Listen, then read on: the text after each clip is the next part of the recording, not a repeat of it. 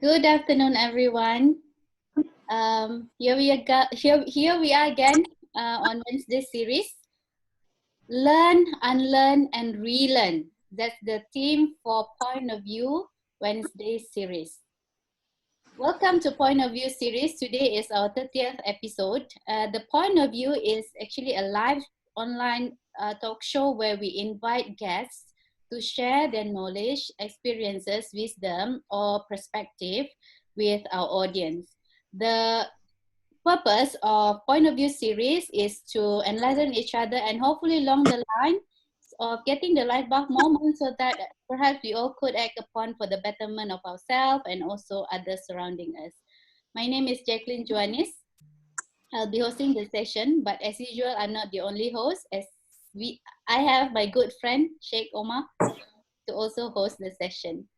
And with us today, we are honored once again to have Shuza and Darren Suresh. Thank you to both of you for spending an hour of your precious Wednesday and adding values to our audience. And to our viewers, thank you so much for your support. Some of you are regular viewers. Thank you so much for that. And to our live viewers, thank you for dropping by. We hope that however long that you choose to listen or to be with us, you'll gain something out of it. Now, talking about gaining, I think in this context is about learning something from a talk like this. It will be effective if you can be part of the discussion by you sharing your perspective. At the same time, you can also be part of the session by you asking questions, right? And I would like to encourage you to do just that. And you can either do that during live or later in case that you are watching the recording, because the video will be on my Facebook wall until Facebook decide not to. So as usual, without further ado, let's introduce ourselves. Omar, Darren, Shuza, and I, we are corporate trainers, coaches, mentors, and also speakers in our own specialization. And let's hear from each one of us our area of focus. So as usual, let's start with Omar. Okay. Hi, everybody. Welcome back. This is our 30th episode of Point of View. And yeah, my name is Omar, and my area of focus is communication skills. What I do is I help people develop confidence with conversational skills, and also will help them develop articulation, how they're able to articulate their ideas effectively.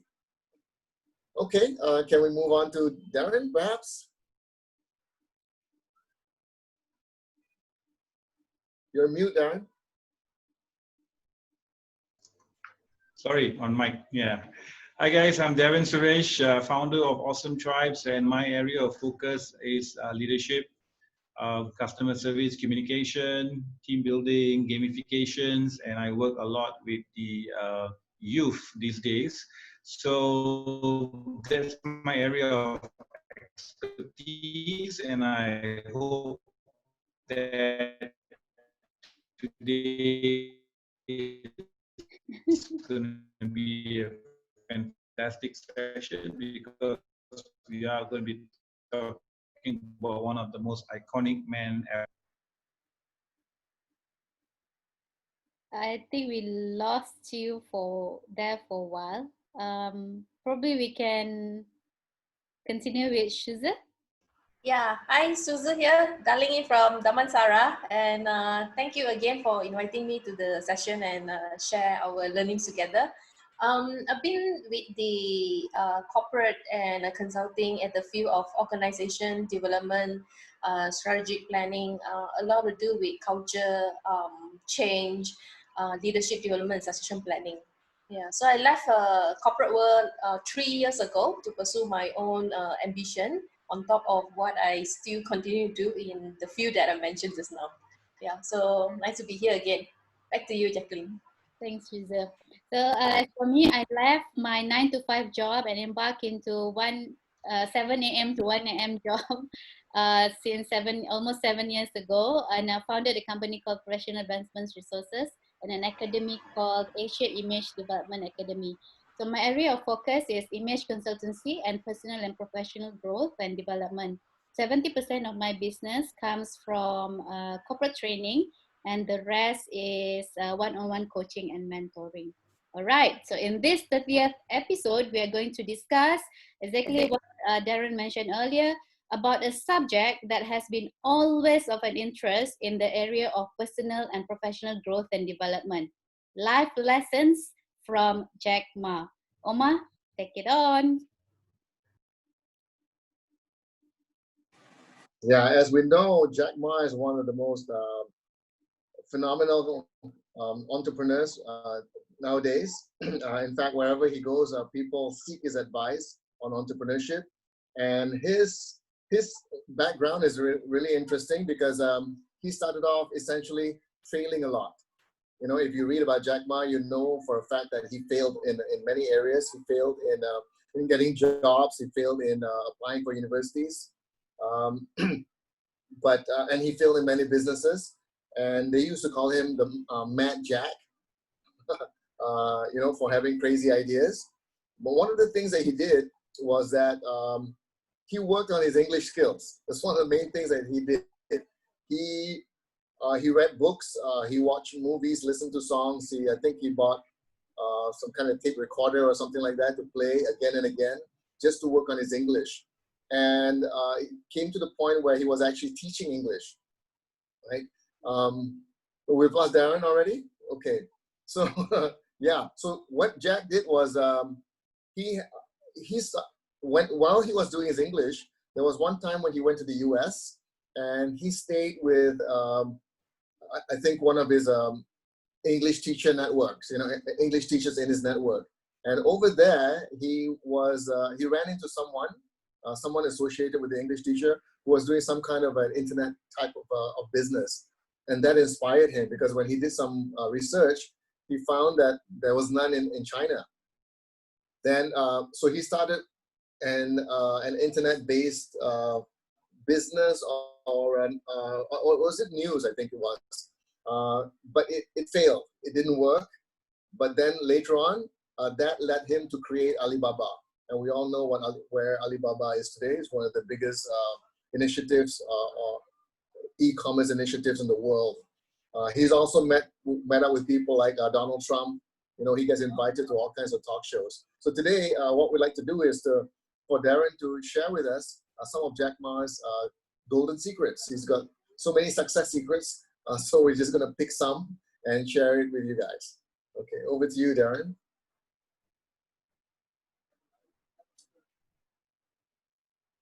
Okay. I think Darren is fixing his connection. For the time being, perhaps we could talk around. Okay, earlier Darren have actually shared lessons, a few lists of points, that we want to focus, that we are going to focus for the next few minutes or hours. There are 10 here, lessons from Jack Ma. I've also shared this to all of us. Now, perhaps we'd like to get Suja to give us insight around those lists, or what have you. What do you think that can be, you know, implemented in everyone's life, probably? Yeah, Suja? Yeah, hi.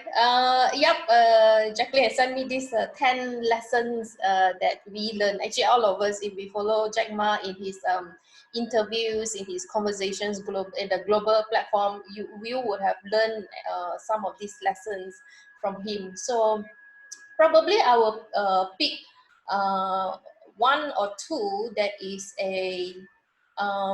very relevant now. What is happening now is, of course, is the economy going back to normal, as in like is the economy start to come back. As Malaysia, I think we are very lucky because the pandemic, the virus tested positive is still low. And I can see more people on the street now. Some start going back to gym with a lot of SOP. I just started my first 2 days ago, and then but there is also these looming questions about where the economy is going to go.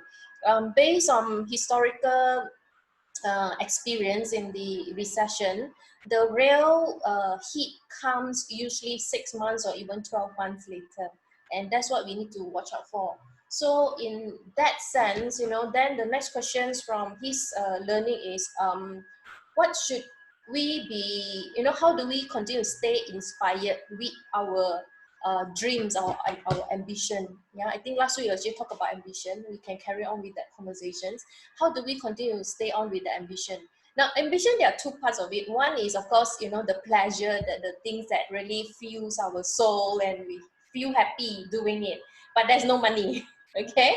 But there's also the other type of ambitions where, yes, we love our job, you know, but at this current moment, is our job or our business, is it still bringing in the dough? It is an area that we definitely need to re-look at it.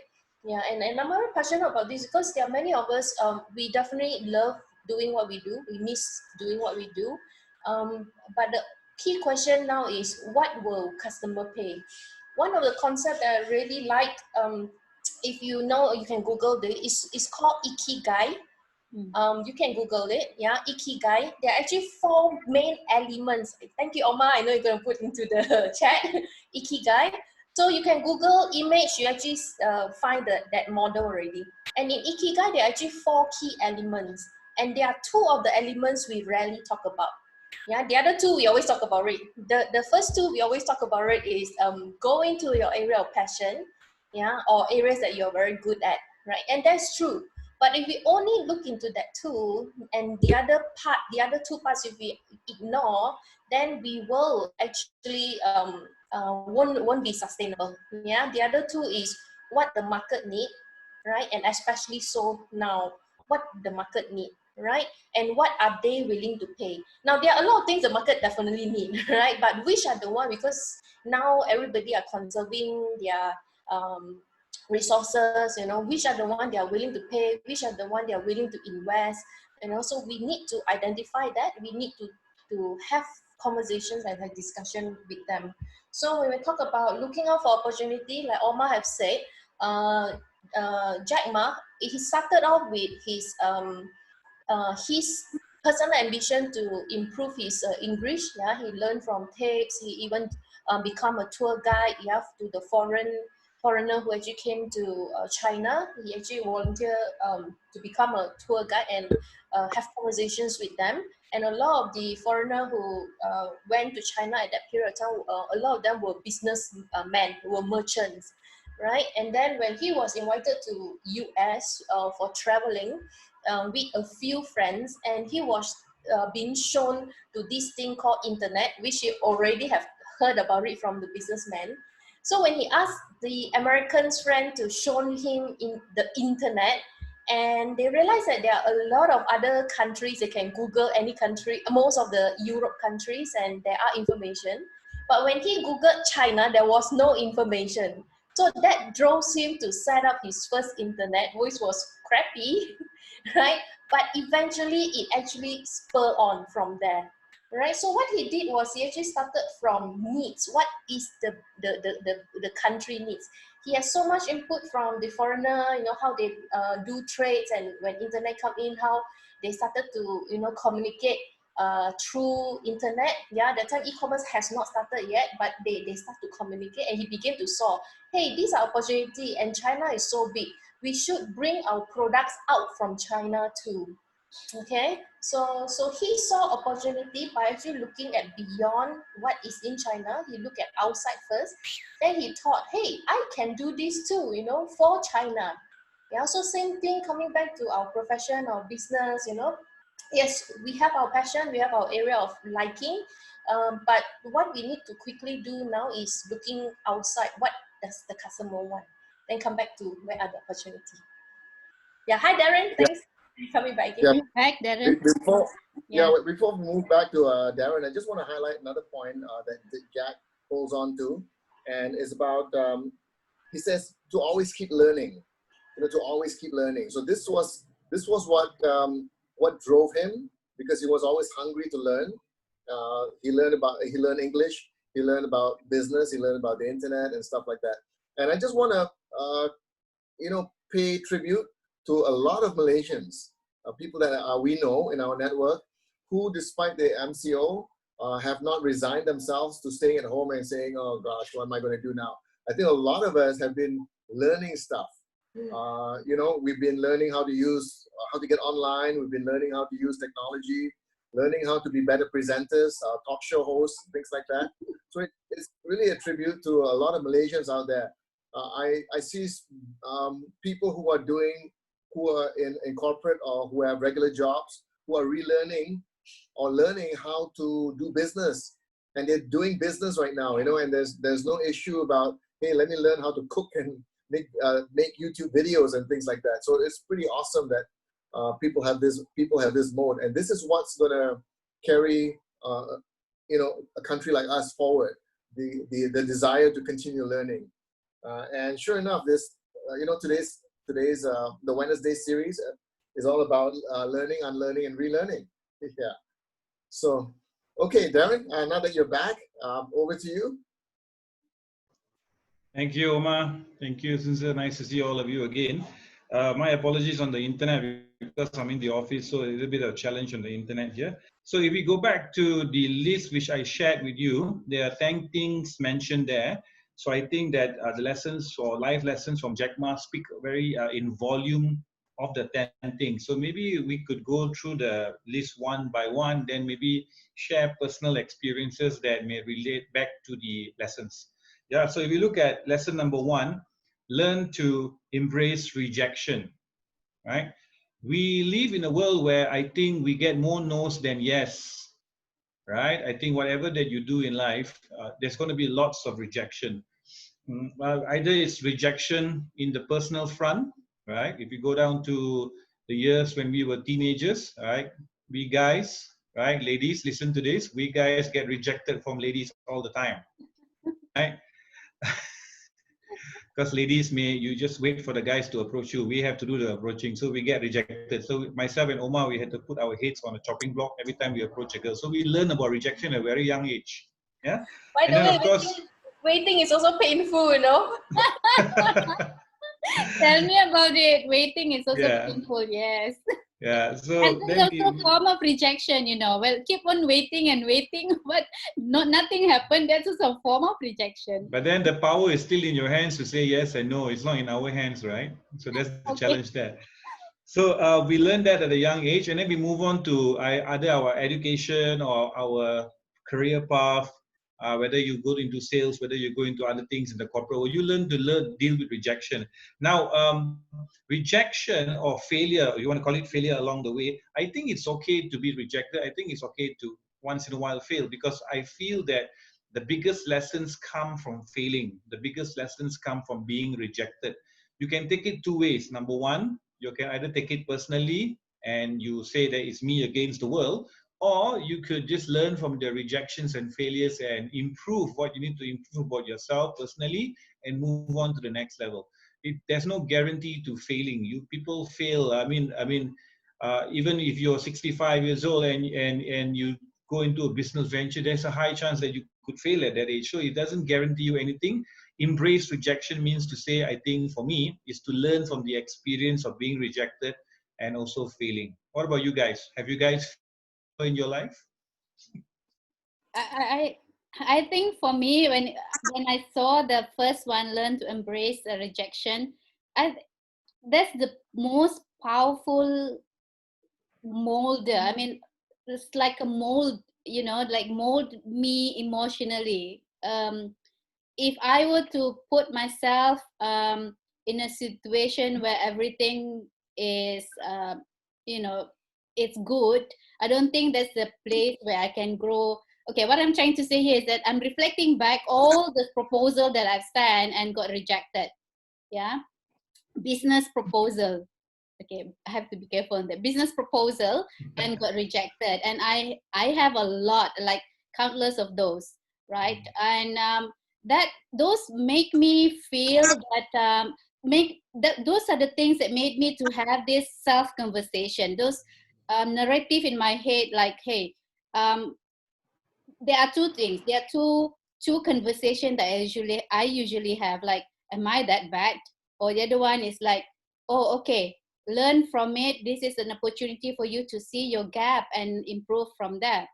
And most times I have no other choice but to choose the later, which is the conversation that make me grow, right? And that happens, that's actually when it happens frequently, you, like for me, I tend to have this some sort of like a familiarity in that. So when I am familiar that with that rejection, and it's not a big deal anymore. It's something that I don't know. I mean, if I can say this, it's something that I expect, and then okay, what can I learn from here? What can I do with this? And I'm very thankful for all these experiences. Why? Because that's actually strengthened me. Strengthened me emotionally, psychologically, because that gives me the how to say the tools, probably the tools to keep on doing. And that's actually, I can say that as a measure of my determination, Yeah. you know, to keep on continue doing what I love to do. And it's also a testament around, okay, this is my passion. I am passionate in this business. This is what I decided to do when when I left my 9-to-5 job.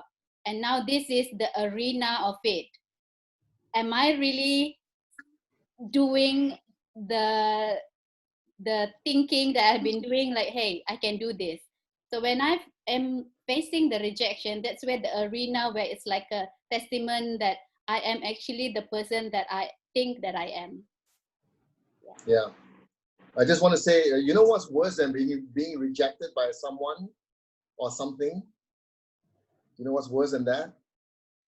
It's you playing in your mind. When you want to do something, you play it out in your mind, and then you yourself reject it before you even do it, right? So like if I wanted to ask a girl out, you know, I don't even ask her. I play it in my mind. I go, no, she's not going to ask me out. So I just rejected myself. And that goes the same for businesses. And I just want to echo Jack, because I think out of all of these 10 points, this resonates so well with me, because I think to be a successful person, whether if you want to be an entrepreneur or to be successful in any endeavor, you need to be able to accept rejection, and rejection is a form of failure. So in other words, you got to be able to accept failure. Now, the reason we do that is partly, I think, is because of how we perceive rejection or failure, right? We perceive it as something negative, and it got reinforced in school. In other words, whenever we offer an answer and it's a wrong answer, we get rejected. You know, and the rejection comes with humiliation and poor marks and just negativity, right? So much so that we do not want to be rejected. But if you look at nature itself, when we try things and it didn't work, and we have no clue about rejection, we continue to try it. If you look at a baby, you know, if they want something and you don't give it to them, they continue to ask for it, right? If they want to hug you, they don't care. They just want to hug you. So rejection is not something that is something that I believe is learned. And if it's something that is learned, we can actually unlearn it. So if you want to be successful in the things that you do, you got to reframe rejection. In other words, you got to treat it differently. You got to treat it as part of attempts. When you attempt something, chances are it's not going to work the first couple of times. So you got to attempt some more, because eventually it's going to work. You know, so persistent people are like that. They keep on attempting until it works. They don't have this concept of rejection, which brings me back to the very beginning of the Point of View series. Jack, if you remember when you first started the series, me being a very analytical person, I had a lot of questions about, hey, have we got this right? Are we doing this? Who's our audience? Blah, blah, blah. And Jack's first response was, I really don't care, because I just want to practice being good at this. I don't care if nobody follows us and nobody wants to watch us. I really don't care. You know, and now we've gotten up to our 30th episode, which is amazing, right?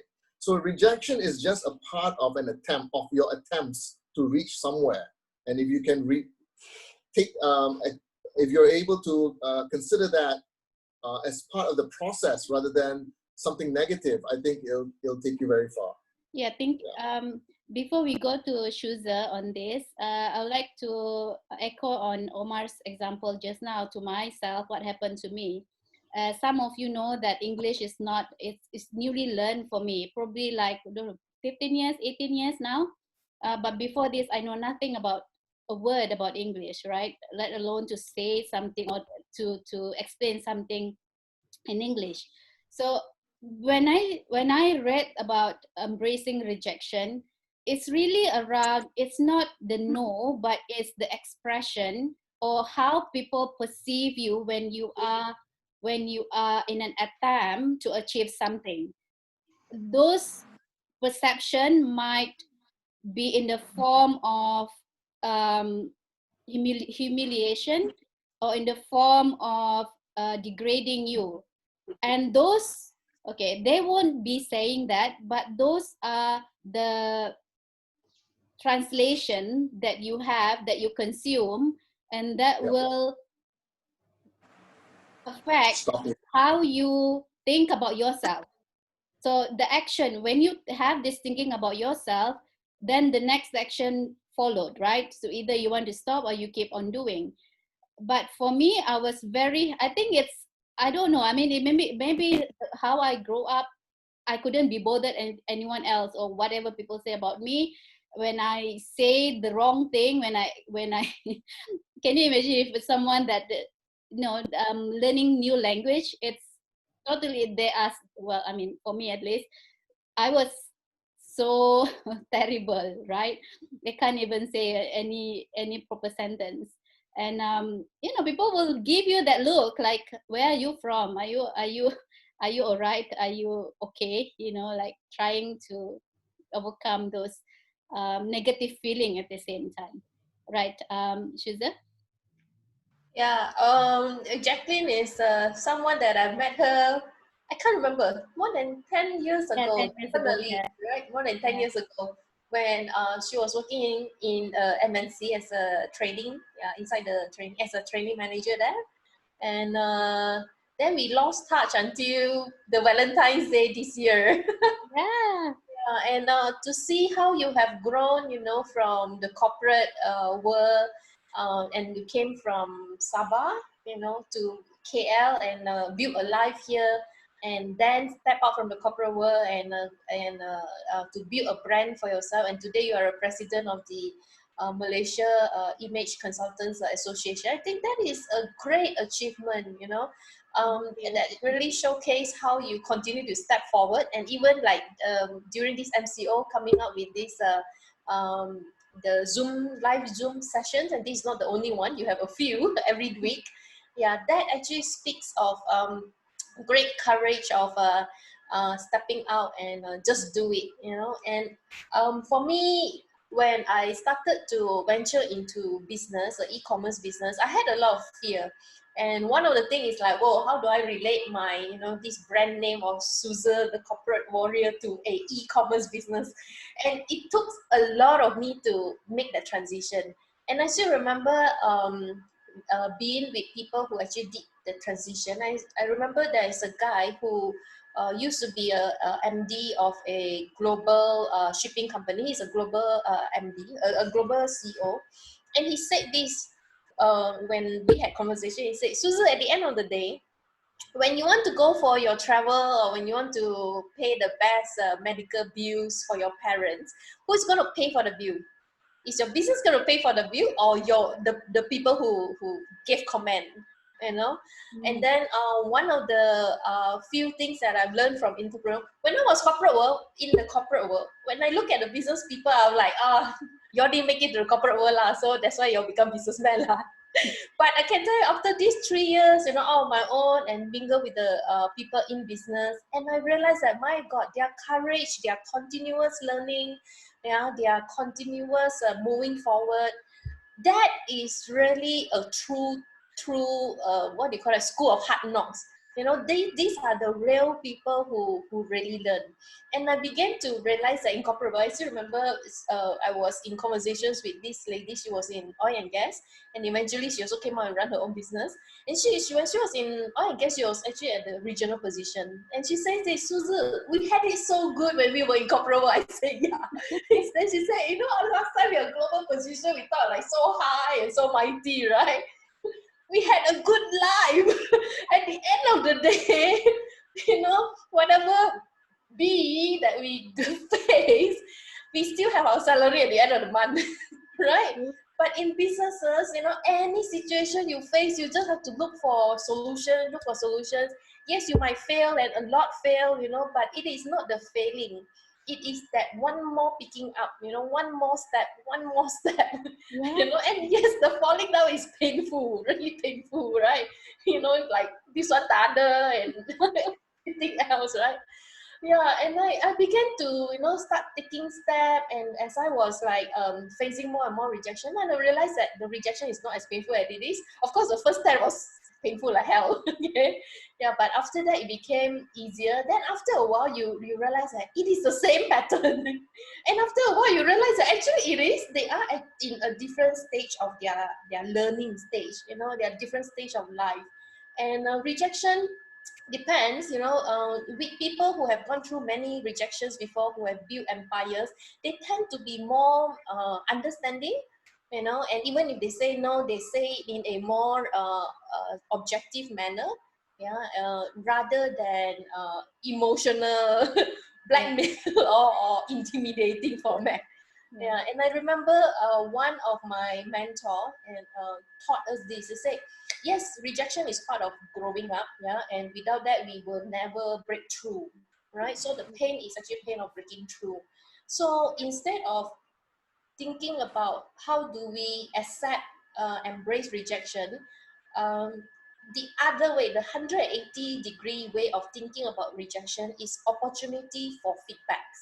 You know, because other than that, how do we continue to improve ourselves?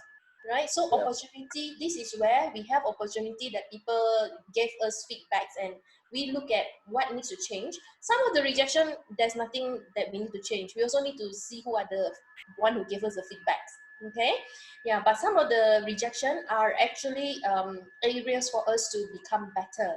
Now then, therefore, how do we continue to go into the unknown? Then instead of fear, rejection, we go to the unknown with expectancy. Yeah, expectancy is in expecting that I'm going to continue to learn, you know, I'm going to become better, yeah, and or I'm going to reach my goal, right? Yeah, so and along the way, I'm definitely going to find out that, oh, this is not the right way, you know, this is not the right tool, and I get better and better. Yeah, so Yeah. replacing rejection to is a form of feedback, is a form of what do you call it? Help us make our Movement. improve. Yes, correct. Yeah. So So what's this? Oh, yeah. Yeah. So it looks That's like right. Darren, you touched a nerve with your first sharing. You touch everybody's Yeah. nerve here. So Okay, so Darren, let's maybe move you on. can tell us your story Yeah. about rejection, because you know, in your line of work, we are pretty much the same. You might have very interesting stories around rejection as well. Right, thank you, guys. I'm so happy that the first value or lesson from Jack Ma itself, we trigger a lot of emotions and sharing from everyone. That's beautiful, right?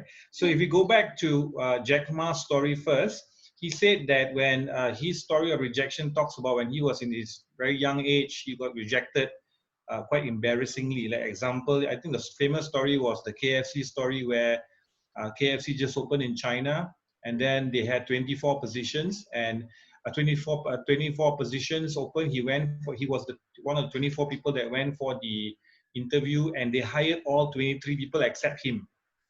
You know, and that was a very powerful story to share with people. And then he actually applied to Harvard 10 times and got rejected 10 times. Harvard Business School. So basically, his story of rejection is very inspiring. So for me personally, I'm just the same as all three of you. We went through different phases in our life. When I was in the corporate world, wanting to go out on my own, I received rejection not from the corporate world or from the business world, but I received rejection from family members first. I think we covered this last week when we approach family members, you know, to talk about, hey, I want to go on my own and be an entrepreneur. You know, maybe sometimes based on cultural settings, the family disagree and say, hey, you should not. They discourage you, they reject your ideas. So you face rejection from your inner circle, right? So it's very tough. Even to a point, my wife was very concerned about me going out on my own because she has, if you remember the 6 human needs, her certainty is very high. So because of that, obviously I receive a lot of rejection and hindrance, if you want to call it, from even my own family members. But as I move forward into my life and my training career and all that, I find that embracing rejection is very important because there's a learning element that comes with it. Now, how, like what Sun Tzu said just now, it's actually the input that goes into your mind for you to handle rejection differently. You see, when we were young, if you remembered, right, I don't know about both of you, the lovely ladies who are from the Y generation, right? I'm from the X generation, and I was growing up. My father used rejection as a learning point. Example, I go to school, I compete in sports, I lose. I get rejected by not winning, right? I come home, I share that with my dad. My dad doesn't pamper me and say, oh, you know, it's okay to be 4th place. Let me take you out for ice cream. Let me go for pizza. No, my father said, so you lost, you got 4th. What are you going to do about it? And then he just left it there. So my father taught me rejection at a very young age, how to deal with it. So the input that goes into your mind is very important.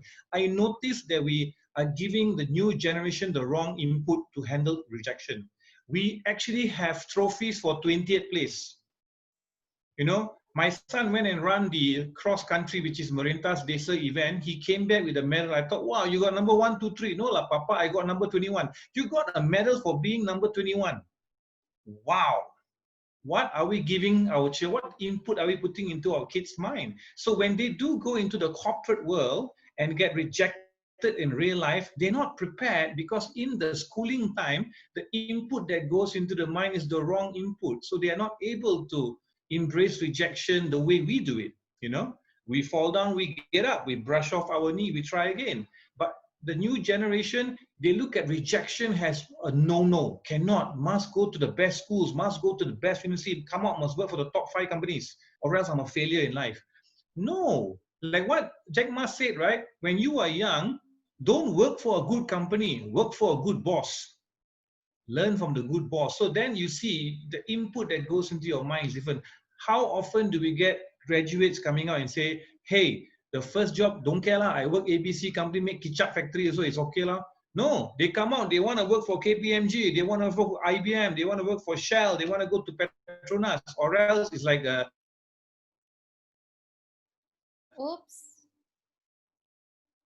For them. So the input that goes into their mind is the wrong, that's very sad.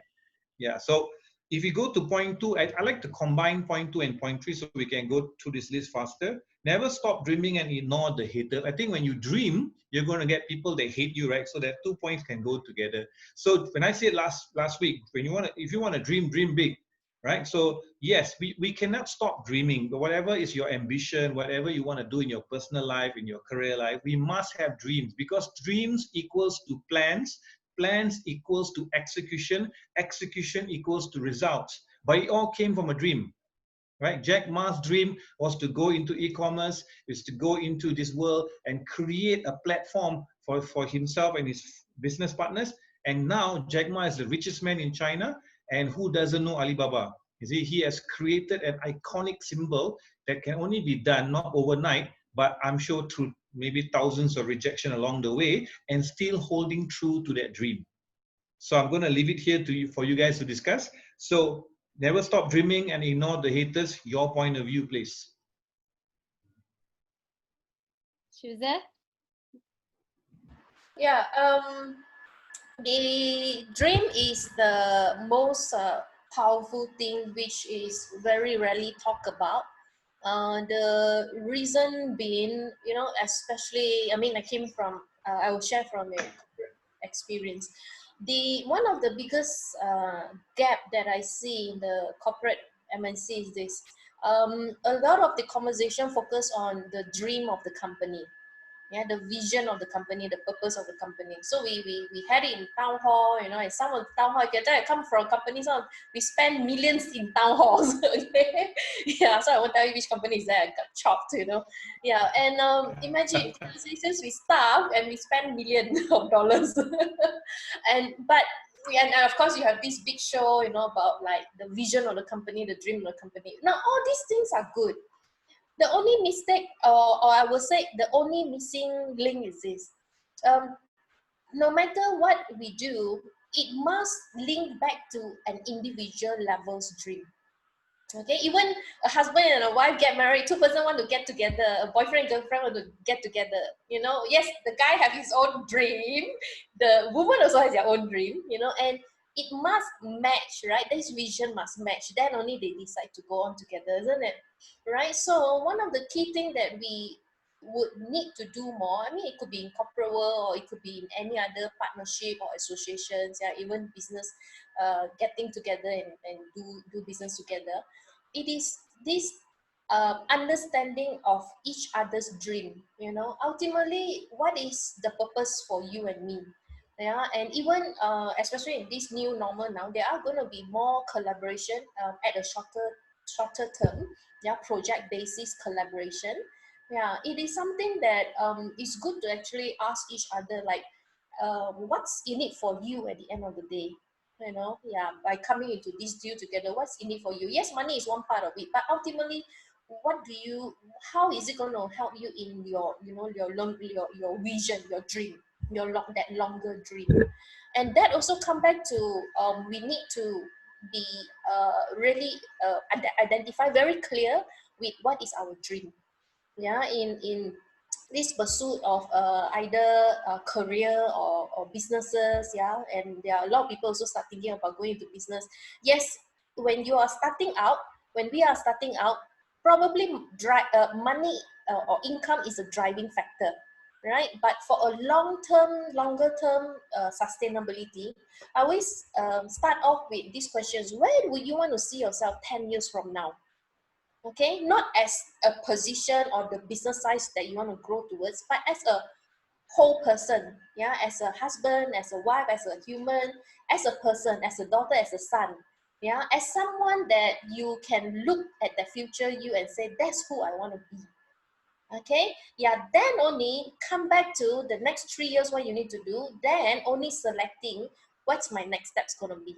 Yeah, is, do I go into another job? Or yeah, do I start a business? Or maybe I do both at the same time until, you know, one part is more stabilized and I move out, you know, and then which industry or what jobs, right? So the dream is that long-term vision, yeah, that end, that who we want to be. Yeah, and the action that become our true north or guiding to make that selection now. So dream, absolutely. If not, we will get into action, and then after 6 months we feel burnt out and we do not know where we are going, because we can't see what we are busy doing now, even though we might be earning a lot of money, and it is not helping us to move towards the long-term vision of ourselves. And to echo on that, I reflect my own journey. Um, where do I start? Like, a lot of this information coming up now, because I'm actually thinking about where I was and where am I at this point of time, and it all because I had this dream of coming out of that situation that I was in the village, and now I am here. Now, I totally agree when Darren mentioned about to combine 2 and 3, because the number 3, which is the ignore the haters, that will be the strength, or rather your fuel, as you were in the journey of of achieving your dream. Now, a lot of time, definitely, I even have this, because too many of these gestures, too many of this action, yeah, that I've encountered against me, coming from probably those people that are not aligned to my way of doing things, or rather out of anything else, right? And in number 3, we call that as haters, so I'll use the haters here. So a lot of time when I'm facing those, that been keeping me in the conversation that why is it that you don't like me? What did I do? And then I ask myself, what did I do that make people think this way? Of course, I will sometimes I will fall into that narrative where probably I'm not good enough, so I shouldn't be doing this. Probably I'm just short sendiri. But at the same time, with this conversation in my mind, then I will then think about, hey, Jacqueline, you want to be this person, right? Why are you entertaining that kind of conversation? So again, like I said just now, ignoring those challenges like haters, that will fuel the energy around in order for me to achieve the dream of mine. Now, all like Shuza mentioned, all the action that I've been doing in my life, it started with a dream. It's a vision where I want to achieve. If this person, I have a role model. If this person is able to do this, such and such, I have my two. This is always my word to even my family. I said I have my two legs, I have two hands, I have my brain. So that's the only things that I need in order for me to achieve as how this person have achieved. But at the end of the day, it's basically my dream. And yeah, well, again, I have this conversation. Whatever I do in my life, regardless, there'll be always people that will not like what I do. And I totally agree with Darren. Sometimes it's from your inner circle. It starts from those people that closer to you. They are the first one that will say to you, or even the worst thing will be they will hate you because you don't listen to them, right? You don't listen to them. So yeah, I like this number 23 as well. Omar or Darren? Omar? Well, if I start, I'm going to take up the rest of the time. But yeah, since Darren invited us to share our own individual experiences on this particular issue, I think to me, this is where you differentiate doers and thinkers, right? So the doers are the ones who have a lot of traits that make them move. And I have to say that I was a thinker.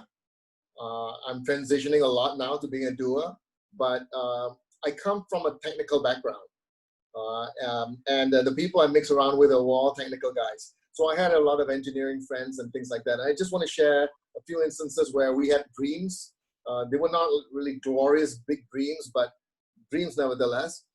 For instance, a long time ago, I was thinking about, the Grab business where people take orders and then they go around the neighborhood restaurants and then they deliver those orders and they make money off the delivery. I thought about this more than 10 years ago. But again, when I talked about it, people are going, nah, it's not going to work, stuff like that. I even rejected myself. So I never did it. Of course, at that time, the technology wasn't there as well. Today, because of the technology, it makes it possible. But my point is, I had those ideas. A friend of mine had an idea about some kind of creating some kind of electronic equipment. And he talked about it for quite some time. He never got around to it, and somebody else did it. So the point I'm trying to make is that some of us, we have dreams, right? And the haters, when I say the haters, I'm not taking it all the way to the extreme, but the haters are those who simply say it can't work. And sometimes those people are our own selves. So to be someone who is doing things, for me, is in making myself become a different person. So how do I do that? If I'm not able to make it happen internally, I need to make it happen or to have an influence externally. So here's what I do. I associate myself with people who are doers. So this is what I'm doing today, such that I get, how they say things will rub off on you if you mix out with the wrong crowd or the right crowd. You tend to pick up their habits and characteristics as well. So this is what I do. I associate myself with doers such that I can model after them, those doers who have dreams to follow. Yeah, so basically that's what I want to share. So pass to Darren to continue. Darren, you are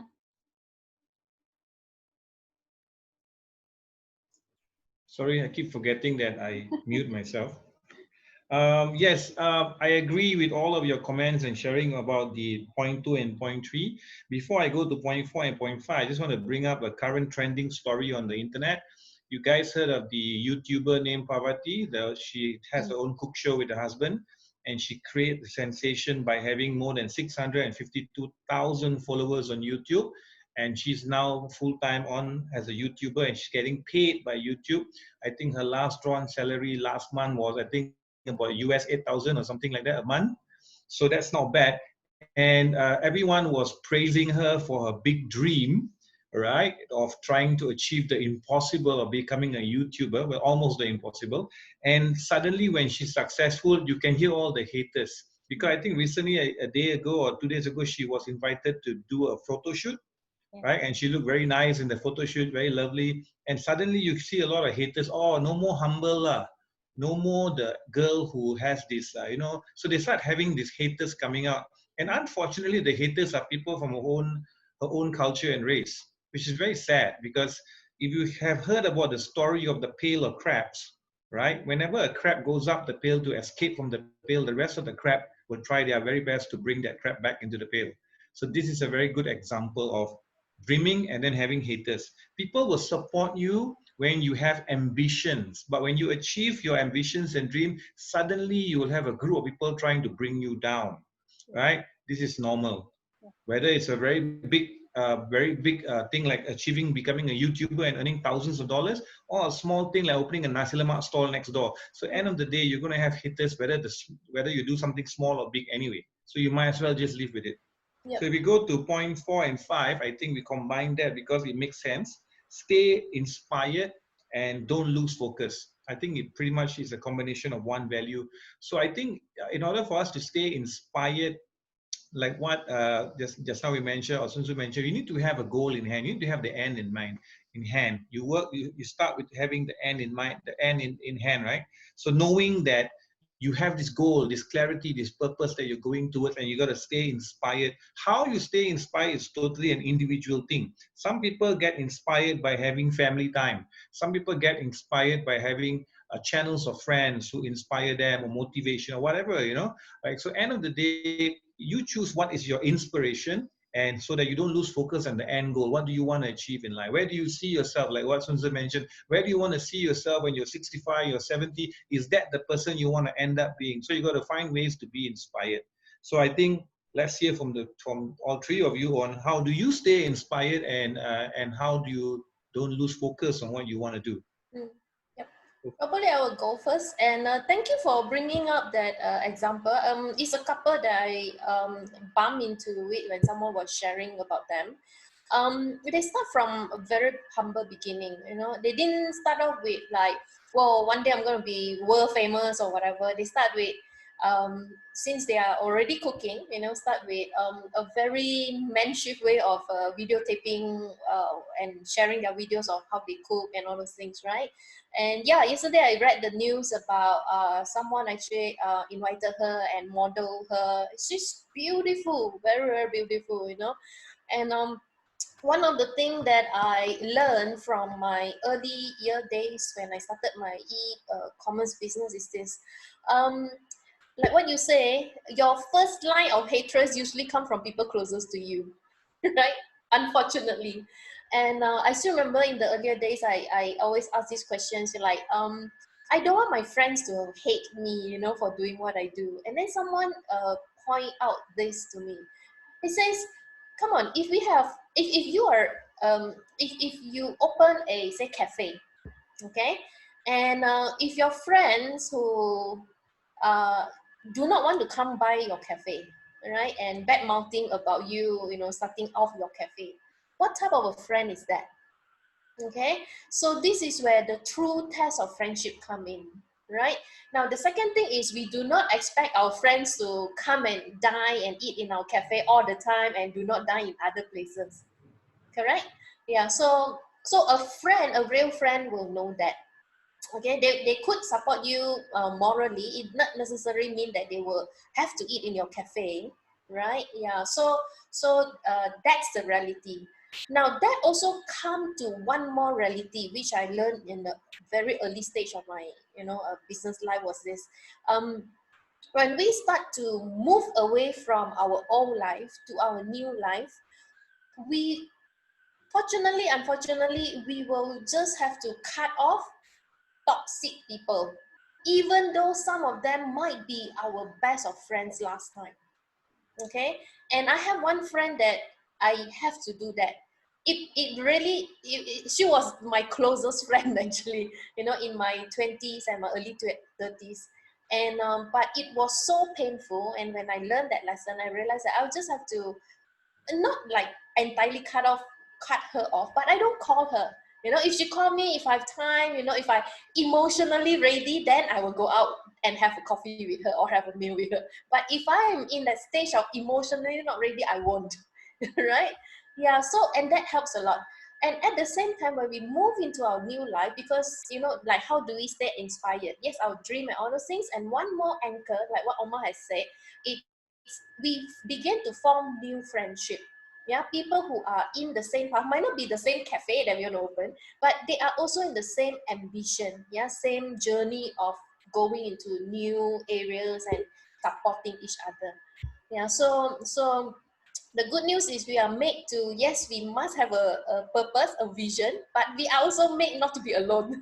We need each other to move on with life. Yeah, so that's how I began to form new friendship. I began to have people that are closer than family members. My parents are not here; they are in Setiawan, Perak. Yeah, so I have people that I can lean on. I can cry, when my parents are not there for me, but these are business associates that I grew closer with, and they are friends that I didn't know before I started the business. Yeah. Right. For me, my take on this, stay inspired and don't lose focus, is it, it, it goes back to my daily habits. Because for me, this is about momentum. It's about giving me the, how to say, the energy of wanting to continue over and over, again and again, right? So regardless of how is my surrounding, regardless how is the external uh, part of me or the environment, whether it's supportive or it's not supportive, but if I have the habits of keeping the momentum, like staying inspired and not losing focus, that will give me exactly this. And what I do in my life, been doing this for many years, is that I make sure that every morning when I am getting myself ready to work or going out, I will make sure that I will listen to podcasts. And I have a few people that I already put as my in my save files, where I can re-watch them again and again. And not only and I pretty much purposeful in the sense that I want to cover a different angle of my life, like spiritual, also about business, also about the inner self, that psychological part. And I usually will repeat them probably like 10 times. Yeah, but it depends. Usually, because as I'm, well, okay, right after I wake up from my bed and then brushing my teeth and getting myself ready, all the whole journey until I get myself out of the house. Yeah.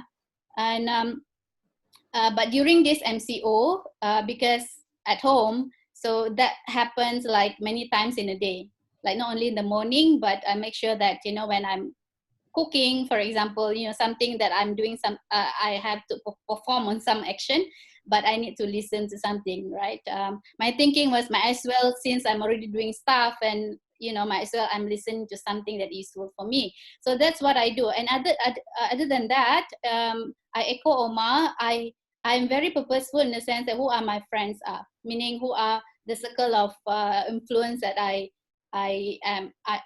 choose, right? And I do have a very small circle of influence of friends. I do have a lot of friends, but not that type of influencing friends. I'm very selective in that. And yeah, I think that's how I see this. Staying inspired and I don't lose focus on my dream or on my direction. Yeah. Yeah. Okay, I'm in between drills, so they've stopped the drilling, so I'm going to speak real quick. Yeah. When we talk about staying inspired and not losing focus, it's nice to be able to think that, yeah, you can, your motivation is so strong, it's so high that you're on a high all the time, but in reality, that's not always the case. And for me, what I do is, yes, I do listen to external inspiration, which means I play videos. I play YouTube videos, so that you get inspired. There are many days when you get up and you just don't want to do anything because you're tired, for instance, or what you've been doing has been tough. So you want to get energized. And for me, that energy comes from keeping in touch with friends, or if I'm on my own, I play YouTube videos. It can be from anyone. It could be someone like Arnold Schwarzenegger or Tony Robbins, or just about anyone. Sometimes I listen to Sadhguru, so I listen to a variety of people. That has helped. Nice. Okay, so thank you for sharing. I think nice stories from all of you. So I would like to note here, I have 2 inspirations on top of whatever else I do. One of them, 2 of them are people who are actually present right now. My inspiration would be both Jacqueline and also Sheikh Omar. Omar is in his 60s and he doesn't look a day past 43, right? Inspired by that, right? And of course, Jacqueline, you are inspiration to me also, because I think I see your boundless energy of doing this points of view 30th session. My God, I don't think I can do it, but I'm so inspired to see you in action, right? I love it. I love all your sessions. I think we find our channels of inspiration wherever, and it can be from the smallest, like our kids. It can be people we know, like both of you. And of course, we all inspired by different things in our lives, right? So now moving on to the other points, I think because of the lack of time, I would like to just mention the points, and then we can just go and pick up any points which kind of like ring true to us and talk about it, so that we don't waste too much time. Customers is the first priority. Stop the blame game. Look out for opportunities. Passion plays a major role. And the last one, build a culture. So I guess for me, if I were to pick one and talk about it, it would be, well, the rest of it are fantastic, but I like the last one, which is building a culture. Because I noticed that people build cultures the wrong way. If you look at the corporates this day, having a foosball machine, having a vending machine, having a cafe does not build you a culture, actually, right? People think that by having this cool kind of like recreation room is a culture. It's not.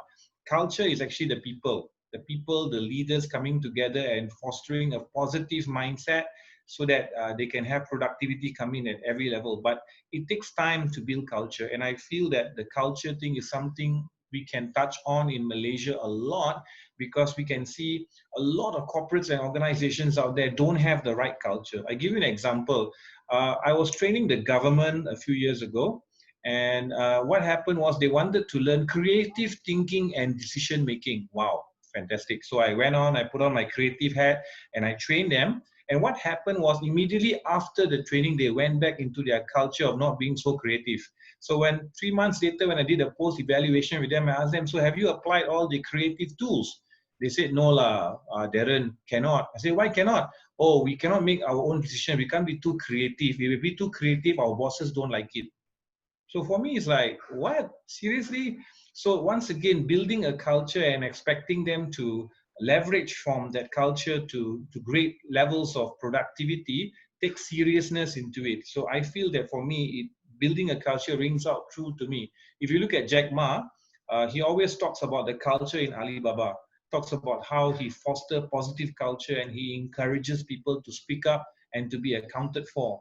I think this is quite similar if you look at huge companies like Amazon and also Google, where people are given a voice. People are given an opportunity to be accountable for results, right? And have great ownership to their ideas. But I feel that in Malaysia, we are a little bit back on this. So this is something that we should work on. As trainers, as mentors, as coaches, I think it becomes our responsibility as well as we go out there to impart knowledge and sharing with our participants to encourage them to build great cultures at their workplace so that they can take it off from there. Because training is only a beginning of building a culture. They should continue from there because we are not employed by them on a salary. They need to take on culture or building a culture on their own. So that for me rings out true for me when it comes to the remaining 6 values or lessons from Jack Ma. What about the rest of you? Something to share about? Right. Probably I can share the stop the blame game. Now, I would like to go as usual how the practicality that I usually apply in my life. Do I blame? Yes, I blame. However, I have this mechanism of how can I express this. I usually have this. I have this one person that if I feel that I want to curse, I want to blame someone or blame the environment, I'll just go to this one person. And this one person, he knows me like since I was 16 or 17 until now. And the only he knows that whenever I want to, whenever he's like reading my text, is around those because he knows that after I've expressed those frustration, I will then be okay. All right. So what I'm trying to say here is that it's okay to feel frustrated. It's okay that you feel that you want to curse someone. However, have a mechanism how to not use it to use yourself up, meaning like you get affected by it and get you to be, maybe the worst thing is that you stop doing what you are passionate about, right? So that's what I do. And then at the same time, after I've done that, I'll then have a lot of this conversation in me. What exactly has happened? What can I take from there, and how can I improve further in myself? And what is it that I can control or I cannot control that I can use the information to improve myself in whatever sense, right? And in relation to that, it's also about looking out for opportunities. After I have this this practice of mine, then I will then ask myself, okay, how can I make use this situation to my advantage? So I give you an example. I think I've been sharing this in our past few episodes where I was brokenhearted and I was thinking, okay, this is the situation. I cursed that person? Yes, I did, of course, right? Just for a while, and then I was okay after that. And then I asked myself, okay, I am in this state of mind, state of emotion. How I can make use of this emotion? How can I make use of this in this situation? So I reached out, sort of like I dragged Omar to attend a singles meeting. And because my flow of thought was, okay, let me learn how people organize singles meeting so that we can do that and we can have fun, with all this. Okay, you're one of them, Shuza. You attended that with all these people who have experienced probably experience like what I'm experiencing at this moment, right? So that was the thinking. That's number one. And the next one that I did was, okay, of course, the point of view, I started it, but also because it's also because Omar's support. It was from the thinking, okay, we are stuck at home. What do I have? I can't go out, but I have internet, I have social media, I have friends. And how can I make use of this situation? Have I cursed the virus? Yes, I did. And then what's next after that? It's to come up with this. And yeah, I think that's the practice that I have been doing. Perhaps will add value to others if you're listening. Or maybe Omar or Suzu?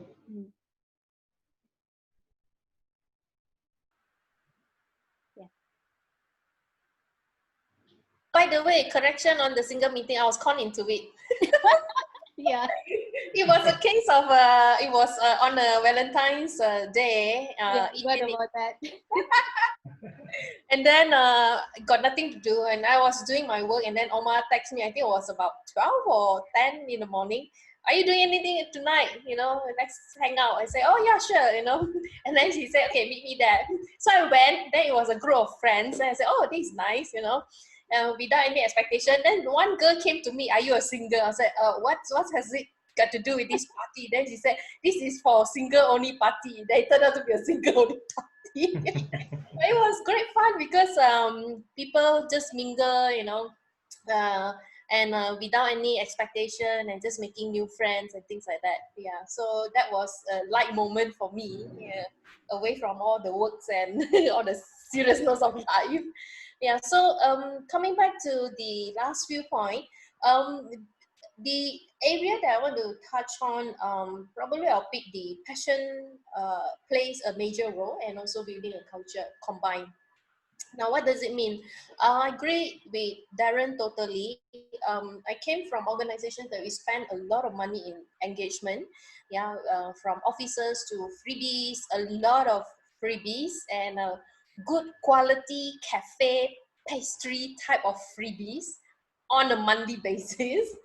And I mean, of course, the company can afford it, but at the end of the day, true engagement comes down to the Maslow hierarchy of needs, and especially now at this period, you know, when people are worried about their job, their security, and things like that.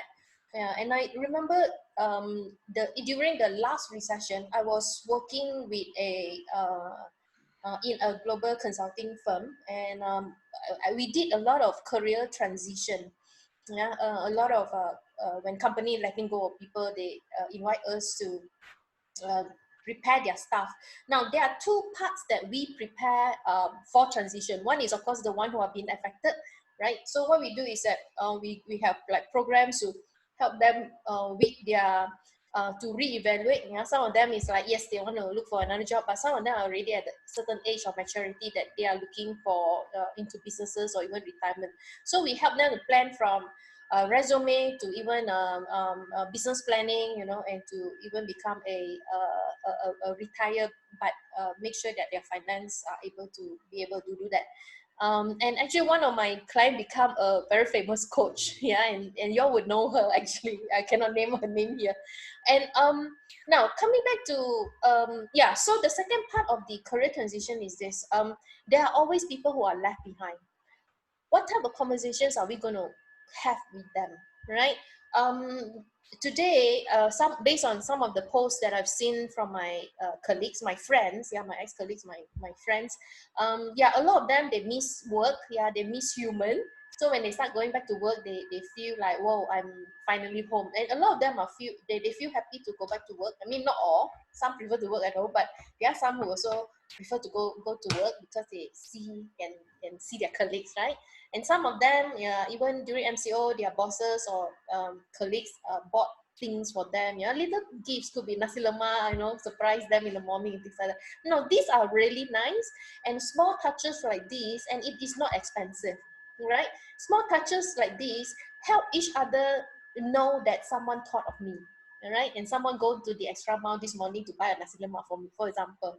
Okay, yeah. So to be able to continue to build that culture based on that, and at the same time going back to what is our value. Omar have wrote in the comment there, what is our corporate value, yeah, what is our practices, and that has to continue to be mentioned and lived out, yeah, and link it back to our personal value, our personal passion.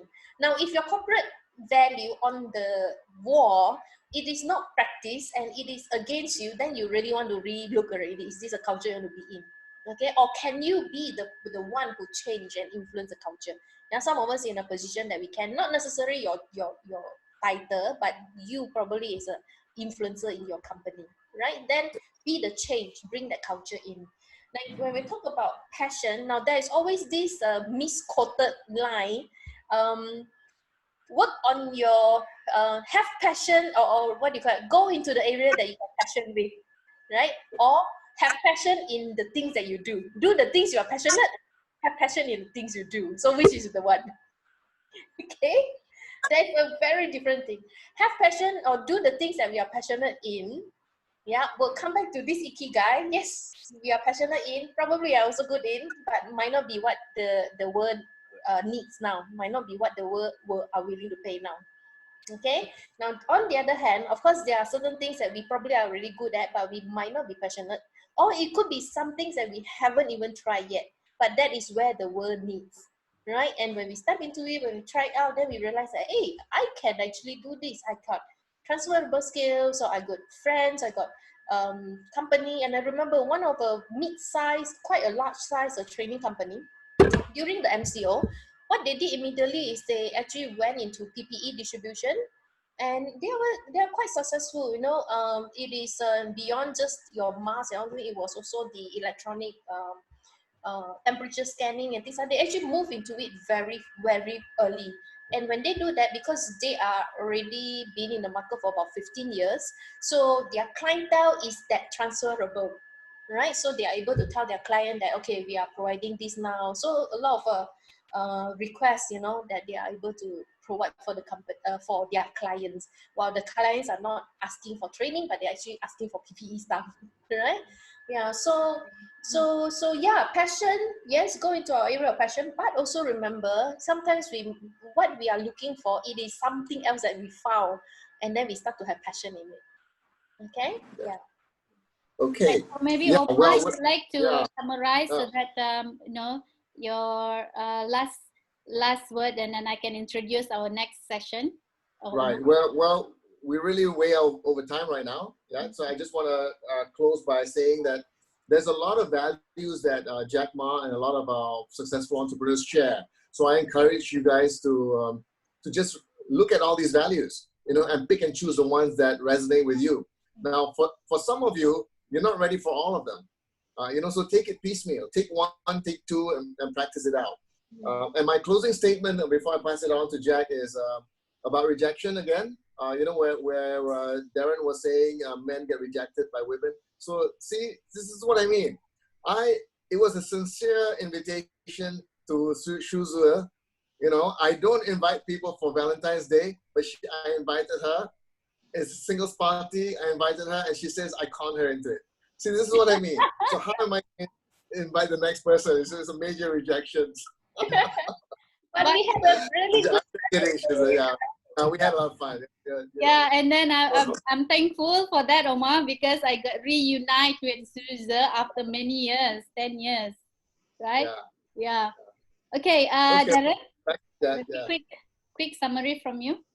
Okay, guys, it was a fantastic session and sharing. So like what Omar said, I echo what Omar said. All the lessons from Jack Ma may not work for every individual out there. So pick and choose which one kind of like resonate with you, and then work from there. Because I think for all of us, each one of those lessons mean different things for us. So whatever that it is, the direction that these lessons take you down, individually embrace them and go with it and learn from it. I think there's fantastic opportunities here. So with that, I think lessons from Jack Ma, we could probably have another session to talk about this, because we spent a lot of time on the first one. Maybe the first one can be transferred into a topic on its own one day, right? And I'll pass it back to Jack to close it off and talk about next week. Jack, right. Back to you. Darren, probably, talking about next week, we will have the session the same time next week on Wednesday. We will have a fresh new topic. What will be our topic, Darren? Okay, it's going to be a little bit interesting topic, maybe a bit more kind of like less intellectual but more emotional topic. Men versus women, how we think and do things differently. It's going to be interesting because we have two ladies, lovely ladies, and myself and Omar, the representation of the male species. So it's going to be a fantastic debate on how we look at the world differently. It's going to be fun. All right. Thank you so much. And I would like to acknowledge our audience. Salim, you've been our regular viewer for the past few episodes. Thank you so much. And you've also been contributing to the discussion as well. He said, Uncle Omar, you look like 50. And he also said that begin with the end in mind, right? And a few more. Thank you so much for supporting this show. And tomorrow we'll have another session tomorrow on the 25th. Tomorrow is 25th, right? 25th of June. We'll have an interesting topic. It will be about games and activities for interactive virtual classrooms or meetings. It will be delivered by, we have a professional by Jega, our good friend, an expert in gamification. So we'll have that tomorrow at 3:30 tomorrow. All right, so that's all for today, ladies and gentlemen. Thank you so much once again, and I'll see you tomorrow. All right, bye-bye everyone. Signing off now. Okay, no more streaming. Wow. I find that our discussion, it's very the assortment is like so comprehensive. Like me, Yeah. I'm very much driven towards my personal. Omar, both personal and corporate. Correct me if I'm wrong. And Shuza and Darren is like that. It's like corporate, very corporate. So I find it's very interesting. Very interesting. And Susa, you mentioned that your parents are in Setiawan. Were you from Setiawan?